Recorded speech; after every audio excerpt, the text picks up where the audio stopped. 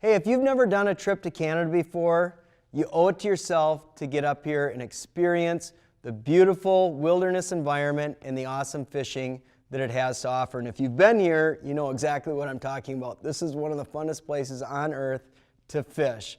Now, the Canadian experience can be, if you're walleye fishing, generally one that's a lake that you go to that's full of walleye, so you're catching tons of fish, but usually not very many big ones.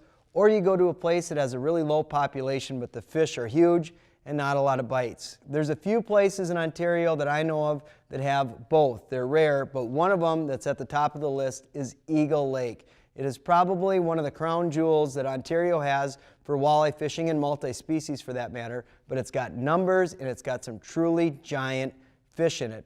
And here's the cool part. If you stay at Eagle Lake Island Lodge, you're located right in the center of where the best fishing on the lake is. It's truly a fabulous location. The lodging's incredible, the food's incredible, everything's great about it, and the really cool part is you never have to travel far to fish. So regardless of weather, you can always fish, or if your mood changes, the weather comes in, you don't want to fish in the rain or something, you're only a couple minutes away from the lodge where you can come dry off, warm up, get something to eat or drink, and when things change, you're ready to head back out, you're only a couple minutes from getting on the fish again. So when you head out of Eagle Lake Island Lodge and you're going to tackle walleyes, I'm going to cover a few techniques that you'll probably be doing, whether you're up there in spring, summer, or fall. And the first one I'll start with is jigging, probably the most versatile presentation in all of fishing. And regardless of the time of year you're up there, you'll probably be doing a little bit of jigging. So the jig that I like to pack, and it's again a very versatile jig, is the VMC Mooneye. And I pack this in 1/8, 1/4, and 3/8 of an ounce. So between an 1/8 ounce to 3/8 of an ounce, I've got jigs that are good for shallow, mid-range, and deep water. So the shallower the water, the lighter the jig I'm fishing. Conversely, deep water, I'm fishing a little bit heavier jig. Now what I like about this particular jig is it's a good live bait jig. You can put a crawler, a leech, a minnow on this. It fishes those live bait presentations really well, but it's also a dynamite jig for plastics. Now, a lot of times in Canadian water, you can get on bites that are just fast and furious, and you don't need to be spending time putting a new minnow or crawler back on your hook every 2 minutes. You can get away with fishing something like a 3 or 4-inch grub, something yellow, pink, chartreuse, dynamite baits in Canada. And then the other style is the minnow profile. Something again in that 3 to 4.5 inch is just dynamite. So a little boot tail or a straight tail tipped on the back of these jigs can be just a dynamite fish catcher, and if they're going, you can catch a ton of fish on just one bait, and you're not reaching into the minnow bucket every time you got to unhook a fish, because a lot of times you're going through a lot of fish up here.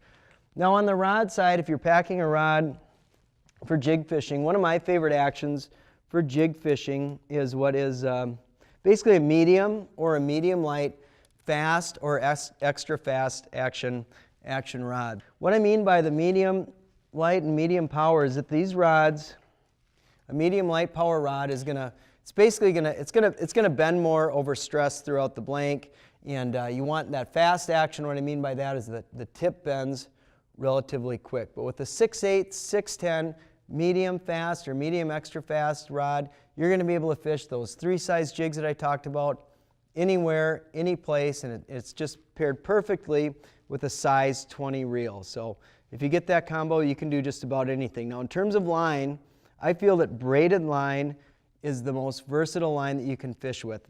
Spool this stuff on, it lasts for years. It's just a really, really great line for doing a lot of different stuff. So down the road, if you choose to fish with crankbaits or other presentations, you can do most of that stuff with this line. So my main line would be a Suffix 832 braid, and then on the end of it, I'd tie a fluorocarbon or a monofilament leader. I like 10-pound braid for the main line, and then 10-pound fluorocarbon is just another great choice to tie on for a leader. So get a setup like that, grab a handful of jigs, scoop of minnows or some crawlers and a few plastics, and you'll be set to go cream a bunch of walleyes out on Eagle.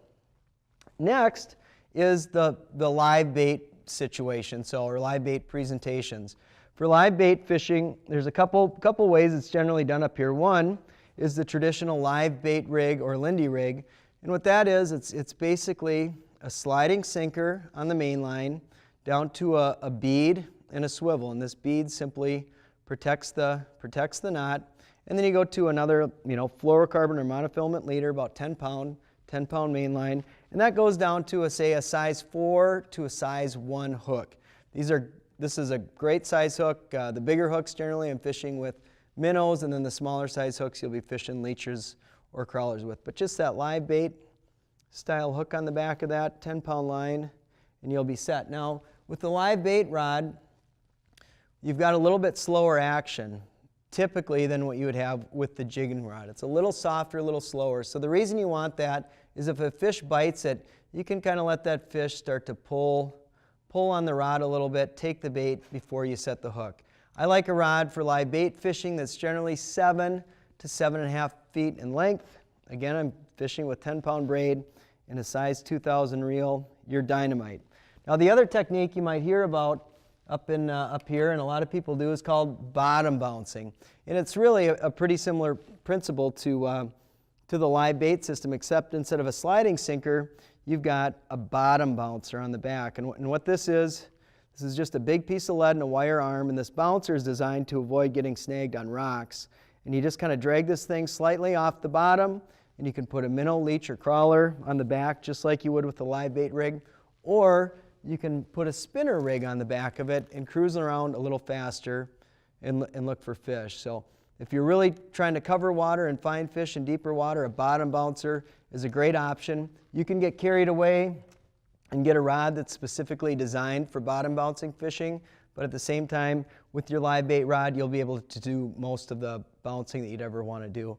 And as a rule of thumb, when it comes to weights for the bottom bouncers, every 10 feet of water that you're fishing, use an ounce of lead. So if I'm fishing 10 feet of water, ounce of lead, 20, 2 ounces, 30 feet, 3 ounces of lead.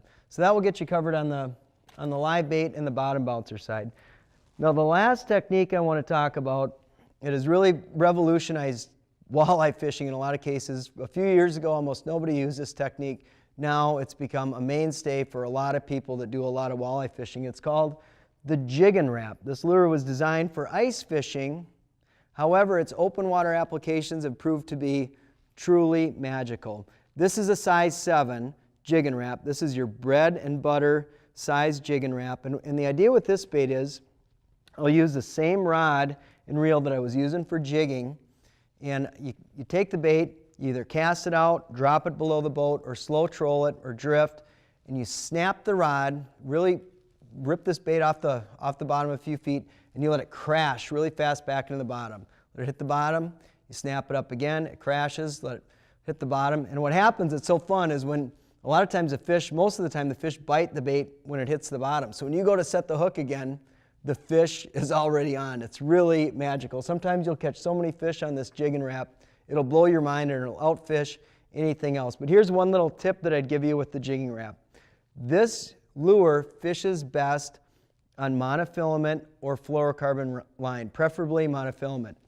But if you're coming up there with one rod, one of the things you can do is you can take that same spool, that leader spool you've got, and just add about 30 feet of 10-pound fluoro, or 8 or 10-pound fluoro, 8 or 10-pound mono, put that onto the spool, and then just tie a little bitty barrel swivel about a foot ahead of the jig, and now you've got that stretch of the mono that makes this presentation work better, but you've still got the versatility of having that braid on the back. So those are kind of the 101s. If you're heading up to Eagle Lake to do a walleye fishing trip, check it out. It's just a fabulous location, great staff, great food, great fishing, great location, great.